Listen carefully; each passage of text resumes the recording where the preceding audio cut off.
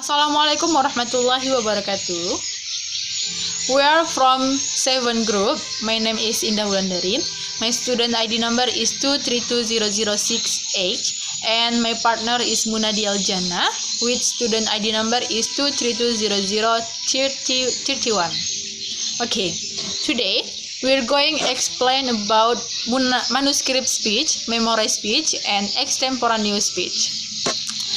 Manuscript speech is generally employed during official meetings, conference, and in instances where the subject matter of the speech need to be recorded.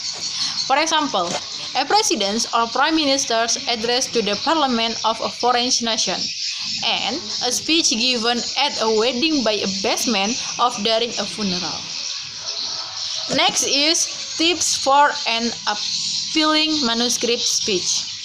The first is use a light pastel paper in a place of white paper to lessen the glare from lights. And then make sure that the print or written speech isn't a bigger font size than normal. And then mark the pause in your speech with a slash. And you can even increase the spacing between words for easier reading by double or triple spacing the text. And then highlight in bold the first word of a new section. And then don't try memorize the text. Let it come in the flow of things. And the last is practice reading it out aloud several times and trying keep a smile, keep it in minded. Okay, next about memorized speech. Memorized speech is the act of memorizing the information in a speech and presenting it without using notes. No using notes. And the difference between manuscript and memorized speech is manuscript speaking consists of reading a fully script speech, and memorized speaking consists of reciting a script speech from memory. And the advantage of a memorized speech is that the speaker can fully face their audience and make lots of eye contact. And the problem with a memorized speech is that speaker may get nervous and forget the parts they've memorized, and the speech can sound memorized and lack of spontaneity.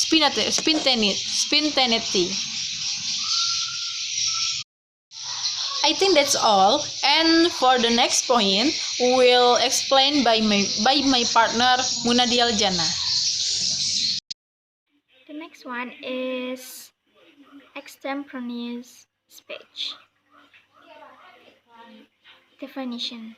The word extemporaneous means without planning. However, an extemporaneous speech is usually a well-prepared speech that relies on research, clear organization, and practice delivery. It is neither read nor memorized, so it is never delivered exactly the same way. Most extemporaneous speakers rely on notes of some sort, using index card or technology, such as PowerPoint.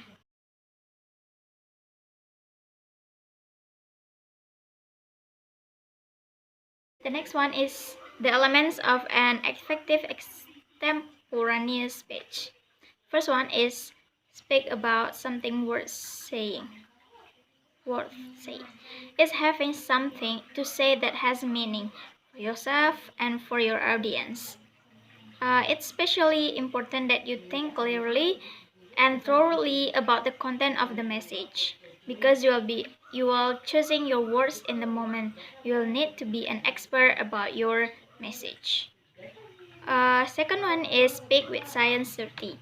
If you don't believe in your message, if you're not sincerely convinced that your topic matters, your audience will quickly pick up on your lack of sincerity. Projecting insincerity is a surefire way to lose your audience's attention.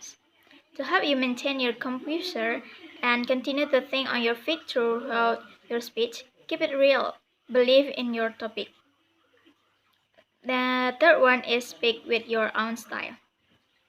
Learn from other speakers, observe what they do that works for them, and follow the rules for preparing and delivering an effective and extemporary speech. But when it comes to style, figure out how to express a style that's authentic to you.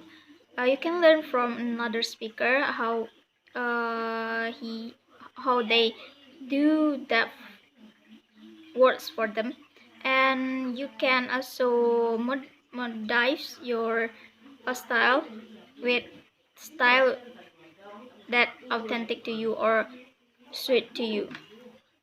The next one is the advantage and disadvantage extemporaneous speech. Speaking extemporaneously has some advantage.